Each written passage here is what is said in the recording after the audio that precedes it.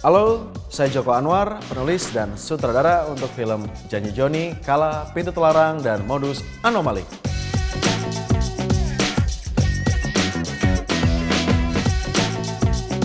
Di episode kali ini, kita akan membahas cara memulai sebuah produksi film.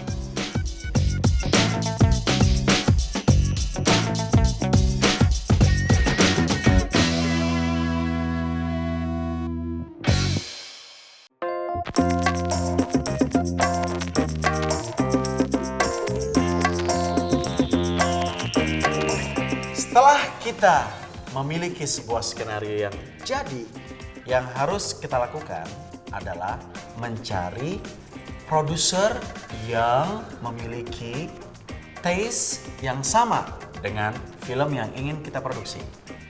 Caranya adalah kita harus banyak menonton film Indonesia dan kita cari tahu apakah seorang produser memproduksi film yang jenisnya sama dengan skenario yang kita punya. Jika kita sudah ketemu orangnya, kita harus menghubungi dia dan siap-siap untuk pitching. Bagaimana cara kita mempitching skenario kita? Begini caranya. Untuk menghindari pembajakan skenario, ada beberapa hal yang biasa dilakukan oleh orang dan salah satunya adalah dengan cara mengirimkan skenario soft copy ke dirinya sendiri. Misalnya, jika kita ingin mengirimkan skenario ke K3K Production Company, kita kirim satu ke K3K, kita kirim satu amplop atau email ke kita sendiri. Ini adalah sebuah proses yang dinamakan memberikan tanggal kepada skenario kita.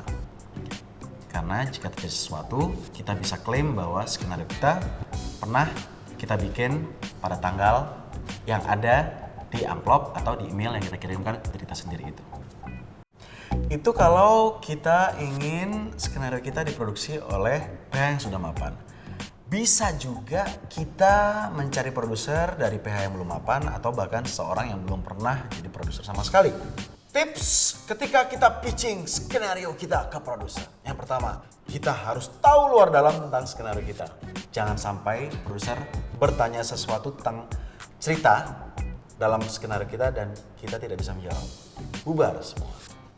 Kedua, kita harus bisa menjelaskan atau mengucapkan premis kita dengan sangat lancar. Premis itu atau banyak juga orang menyebutnya dengan logline atau banyak nama lain.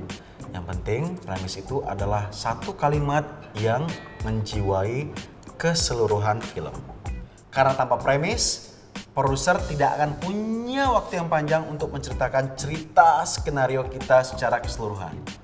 Biasanya, produser adalah orang sibuk, mereka hanya akan memberikan kita waktu yang sangat singkat untuk mempitching skenario kita.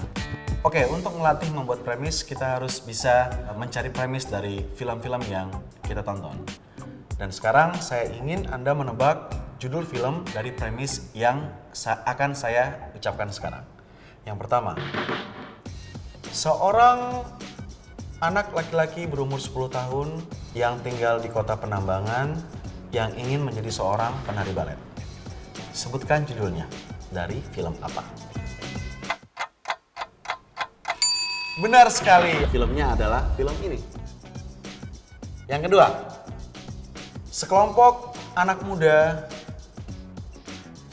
yang sedang mengendarai mobil terperangkap dalam sebuah rumah yang dihuni oleh sekeluarga kanibal dan berusaha untuk lepas dan mencari jalan keluar dari keluarga tersebut. Salah, filmnya adalah ini. Dan ini, dan ini, dan ini, dan banyak lagi.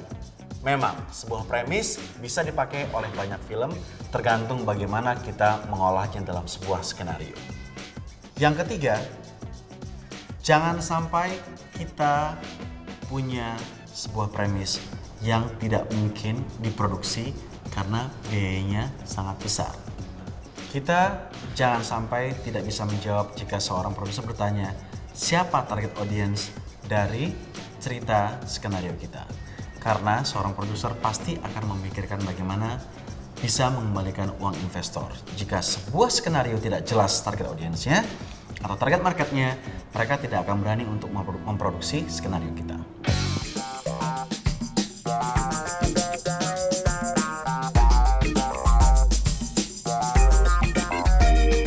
dalam setiap film berbeda treatmentnya. Untuk film saya yang terakhir, Modus Anomali, saya mencari kru yang pertama tahan banting, karena saya akan syuting di hutan dan akan melibatkan kegiatan fisik yang sangat luar biasa, naik turun gunung. Jadi saya memilih orang-orang yang memang kelihatannya tahan banting. Dalam memilih pemain juga seperti itu. Yang harus dipikirkan pertama kali adalah apakah seorang pemain cocok untuk membawakan sebuah karakter. Mungkin akan banyak sekali pertimbangan dari investor, di mana mereka akan meminta seseorang yang lebih punya nama ketimbang yang tidak punya nama. Tapi saya sendiri lebih memilih orang yang memang cocok untuk membawakan karakter-karakter yang ada dalam skenario saya. Terutama kita sebagai penulis, ketika kita menulis skenario, kita sudah bisa membayangkan karakter seperti apa, baik dari segi fisik maupun dari segi karakter emosi. Dan ketika kita memilih siapa yang akan memerankan karakter tersebut, kita sudah bisa memiliki bayangan siapa kira-kira yang mungkin cocok untuk di audisi. Studi kasus Modus Anomali, karena kita benar-benar ingin mencari orang-orang yang betul-betul cocok memerankan karakter-karakter di film Modus Anomali. Sehingga kita buka kesempatan audisi, kita buka casting call di sosial media termasuk Facebook dan Twitter.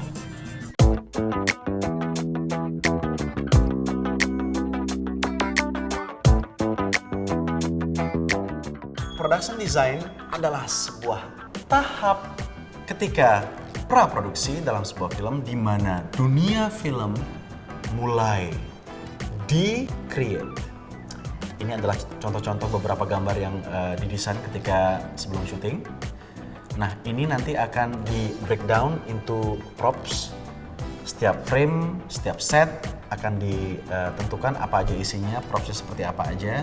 Tentunya sesuai dengan tujuan masing-masing scene dan tujuan perasaan apa yang ingin kita buat penonton rasakan ketika mereka menonton filmnya. Untuk pemilihan lokasi Modus Anomali, kita berusaha untuk mencari tempat yang lebih menyeramkan dan akhirnya kita menemukan sebuah tempat, hutan pinus.